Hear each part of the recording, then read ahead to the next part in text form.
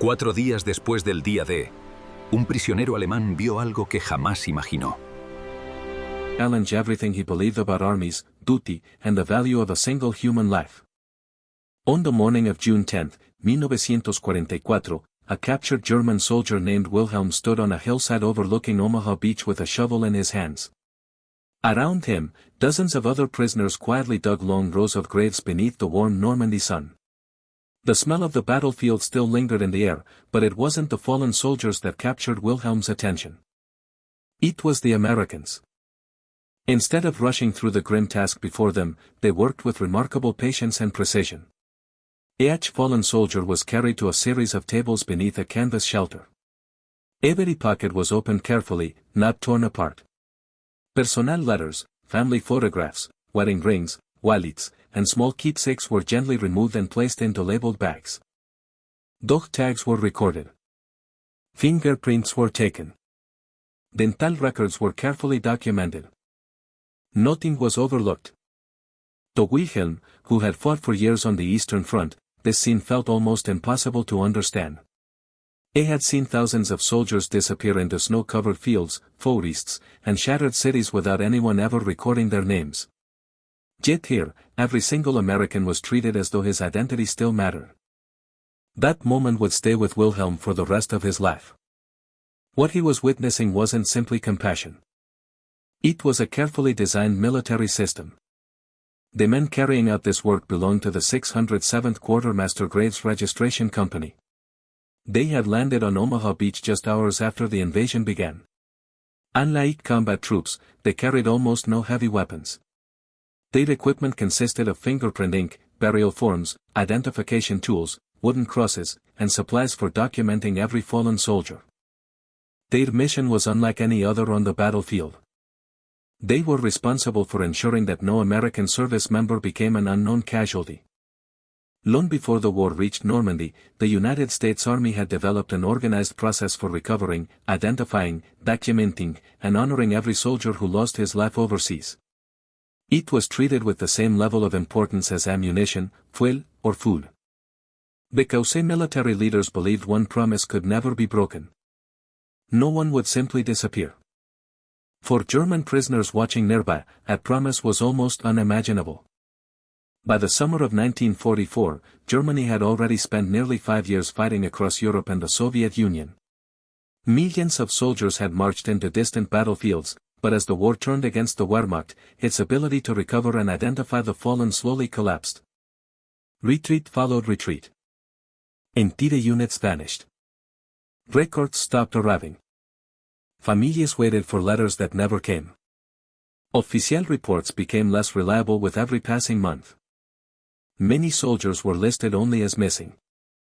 For countless families, that single word became a lifetime of unanswered questions.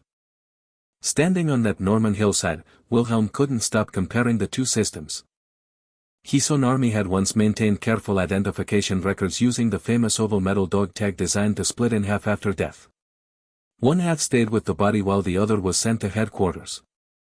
In theory, it was an excellent system. In practice, the chaos of the later war made it nearly impossible to maintain. As Germany retreated across thousands of miles, there were often no burial teams, no transportation, and no time. The dead were left behind. Meanwhile, the Americans continued documenting every detail.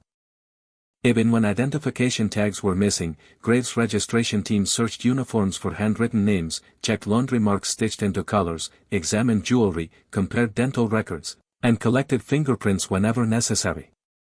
Nothing was considered too small. Every clue mattered. Because somewhere across the Atlantic, a family was waiting. A wife. A mother. A father. Children hoping that, whatever happened, someone would remember the man they loved. For the soldiers of the 607th, this wasn't simply paperwork. It was a promise to every family back home. And for the German prisoners silently digging graves beside them, it revealed something far more unsettling than military defeat. It revealed two completely different ideas about what happened after a soldier's final battle. One system accepted that many names would eventually disappear. The other refused to allow even one to be forgotten. What Wilhelm didn't yet realize was that this extraordinary process was only the beginning.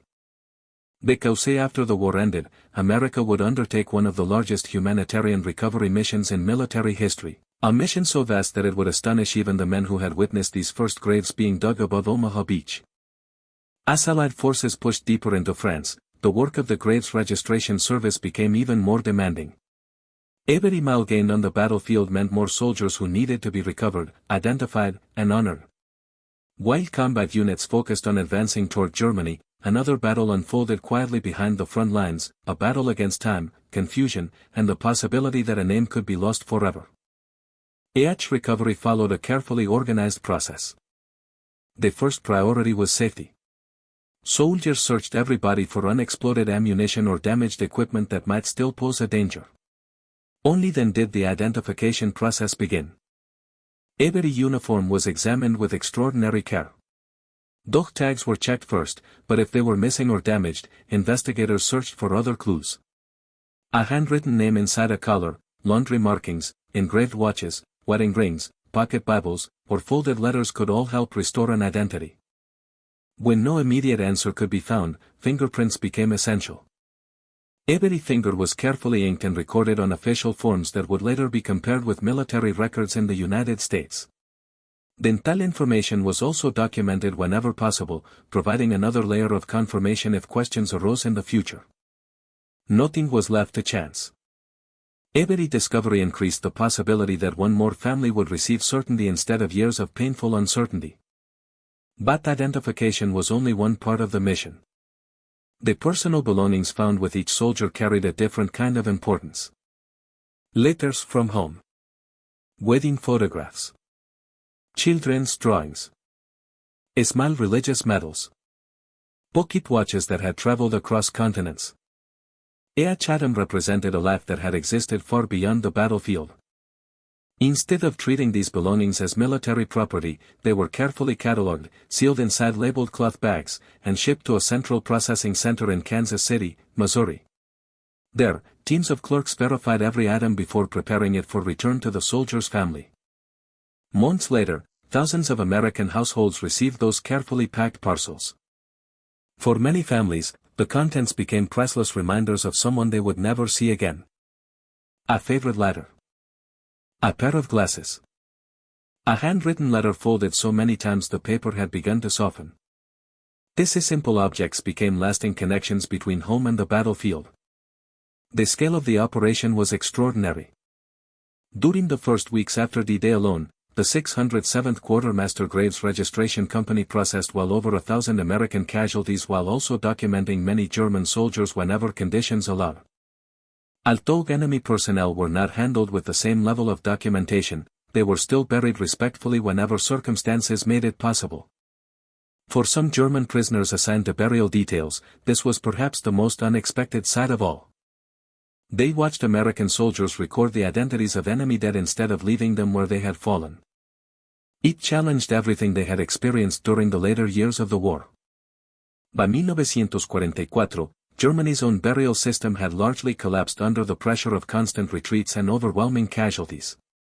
Entire formations disappeared without complete records. Families waited months, or even years, for answers that often never arrived. Many received only a single official word. Missing. It was a word that offered no grave to visit, no certainty, and no final farewell. American soldiers understood that uncertainty could be almost as painful as loss itself. That is why the paperwork mattered. That is why every fingerprint mattered. That is why every photograph was protected. Behind every official report stood parents waiting for news, wives hoping for answers, and children who deserved to know where their fathers rested. As summer turned into autumn, the demands on graves registration units continued to grow. Temporary cemeteries expanded across Normandy. Rows of wooden crosses stretched across fields that had only weeks earlier been scenes of fierce combat. Despite the enormous workload, the procedures rarely changed. Each burial was carefully recorded. Each grave received an exact location. Each file became part of a permanent historical record. Military commanders treated burial supplies with remarkable urgency.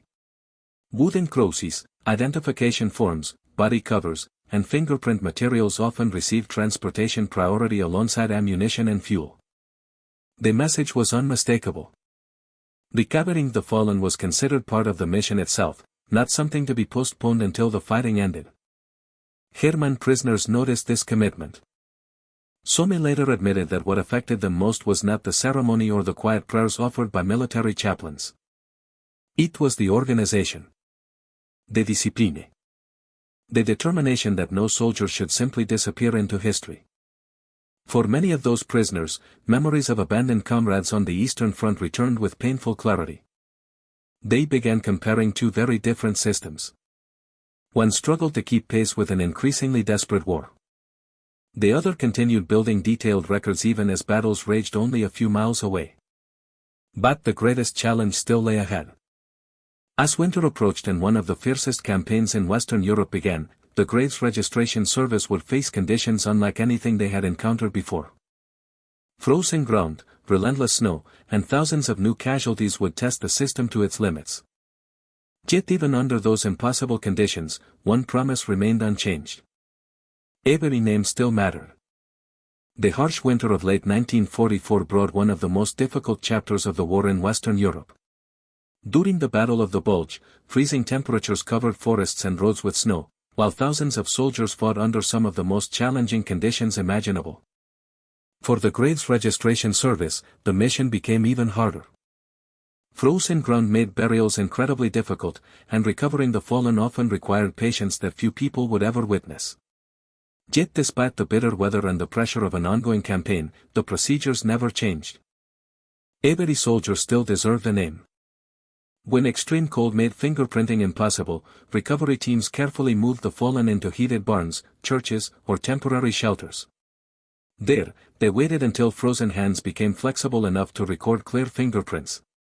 It was slow, meticulous work carried out while battles continued only a short distance away. To many observers, this level of dedication seemed extraordinary. For the men performing the task, however, it was simply another promise being kept. At the same time, detailed battlefield records became increasingly important for another reason. Carefully documented reports, maps, photographs, and identification records ensured that future investigations could establish exactly what had happened during major engagements. These records preserved history with remarkable accuracy and helped provide answers long after the fighting had ended. By the spring of 1945, as Allied forces advanced into Germany, Graves registration units had documented and buried tens of thousands of American service members across Europe. Yet their mission was far from over. Once peace finally arrived, the United States launched one of the largest recovery and repatriation operations ever attempted. Instead of leaving families uncertain about the fate of their loved ones, every next of kin received a letter asking a deeply personal question.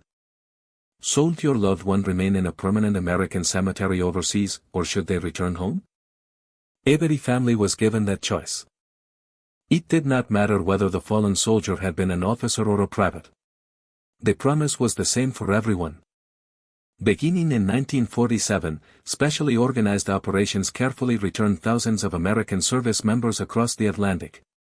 Military honor guards accompanied the caskets, while communities gathered in quiet respect as they arrived home. Others remained overseas by their families' wishes, resting in beautifully maintained American military cemeteries that continue to honor their sacrifice today. The achievement was remarkable. Nearly every recovered American service member received a confirmed identity, allowing families to know where their loved ones rested. That certainly became one of the lasting legacies of the Graves Registration Service.